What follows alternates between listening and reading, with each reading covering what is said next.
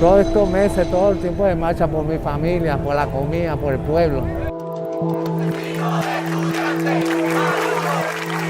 Siempre, siempre voy a estar en las calles luchando por la libertad de mis hijos. Y bueno. La violencia del gobierno y la violencia del AMPA. Todo eso son razones para tú salir a protestar, a manifestar, a defender tus derechos y aspirar a una mejor Venezuela.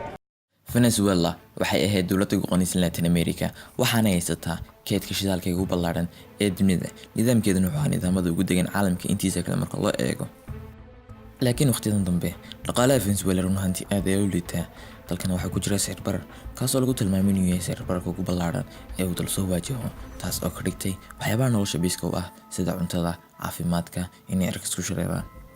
afartii sano ugu dambeeyay miisaaniyadda dowladda boqolkiiba 35 ay hoos u dhacday taas oo ka cadhaysiisay dad badan oo muwaadiniinta Venezuela ka mid ah dibadbaxyo ballaaran oo laga soo horjeeday madaxweynaha haatan talada haya Nicolas Maduro taas oo isku bedeshay rabshado ayaa waqtiyadan dambe ka socda Venezuela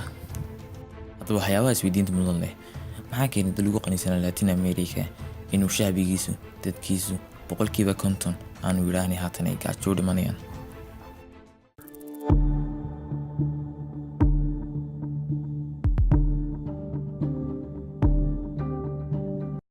horaantii 1980 qiimaha batroolka ayaa hoos u dhacay isagoo marka hore ahaa $120 tagayna $24 fuustadiiba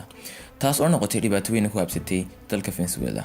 sababtoo ah waxyaabaha Venezuela caalamka intiisa kale u dhoofiya ayaa u badnaa saliidda qayrin taas oo u dhigneyd 77% miisaaniyadda dowladda ayaa hoos u dhacday in ku dhow 46%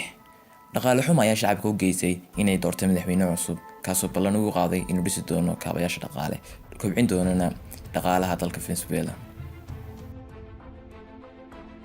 Hugo Chavez waa generaal ka tirsanaa ciidanka Venezuela iskuna dayay afgambi fashilmoobay 1992 isagoo isku dayay xukunka kala wareego madaxweynihii waaga salada hayay Carlos Andrés Chavez oo xukunka qabtay 2004 kana tagayna 2013 ayaa ku soo gaagay waqtiga qiimaha saliidda kor kacday mar labaad isagoo kordhiyay soo saaridda saliidda qayrin kana dhigayna 96% halka ay ka ahayd 77% waxyaabaha Venezuela ay dibadda u dhoofiyaan dhaqaale badan ayaa ku bixiyay dhinaca tacliinta caafimaadka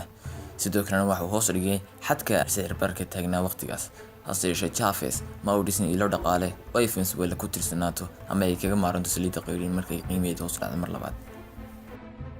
waqtigii markuu 2013 oo waqtigii Chavez uu dunida weydaartay taasoo keentay shacabka inay doortaan madaxweyne cusub madaxweynahaas oo la yiraahdo Nicolas Maduro oo madaxweynihii burburiyay dhaqaalaha Venezuela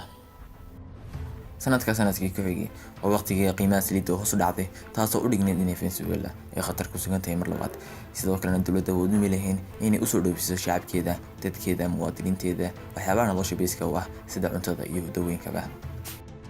Maduro ayaa lacagta Venezuela bolifarka la yiraahdo xad aad u badan daabacay taasoo keentay in qiimaheeda ay hoos u dhacdo sicir barar ballaaran oo baasan ayaa haatan dalka haysta taasoo lagu tilmaamayay sicir bararka ugu ballaaran ee abidal soo wajaha sida bangiyada caalamka ay ku tilmaameen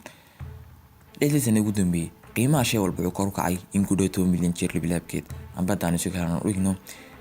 qalinka qiimaha u taagnaa 2013 hal bolifar ayaa u ahaa waxa uu tagi doonaa qiimo ku dhow 2 milyan oo bolifar dhamaadka sanadka 2019 oo sanadkan aan haatan ku jirnay Maduro ayaa ku tilmaamay dhibaatada noo dhameynay ka soo burqatay xayiraadda Mareykanku saaray Venezuela taasoo ka hortaagan inay gaadho suuqyada caalamka dowladda Venezuela iyada laftigeeduba khalad ay gashay ayaa u noqon kara sabab dhibaatadan oo dhami run ahaantii si wacan dowladda Venezuela uma maareen shidaalka uu dalku leeyahay si ay u dhisaan ilo dhaqaale kale ee ku tirsanaadaan markay qiimaha saliidda hoos u dhacdo haatan dalka qaybsanaan weyn ee ka taagan qaybsanaan keentay inuu Juan Guaido afhayeenka baarlamaanka dalka Venezuela uu madaxweyne isku magacaabo qaybsanaan keentay inay awoodda dunida iyagu laftigooda ay ku qaybsamaan اعتراف Mareykan iyo Yurub ay ku ictiraafiyaan in Juan Guaido yahay madaxweyne iyo taageero Ruushya China ay ku taageerayaan Maduro qaybsanaan gaadhay shacabka dalka Venezuela iyagu laftigooda inay ku qaybsamaan qaar taageersan Maduro iyo qaar taageersan Juan Guaido hase yeeshee dhibaatadan oo dhan waxay ku dhamaanaysaa haddii uu xooga dalku midkood ula safto amba haddii uu Trump go'aan ku qaato inuu tallaabo militari ka qaado dalka Venezuela considering a military option for Venezuela? We're not considering anything, but all options are on the table.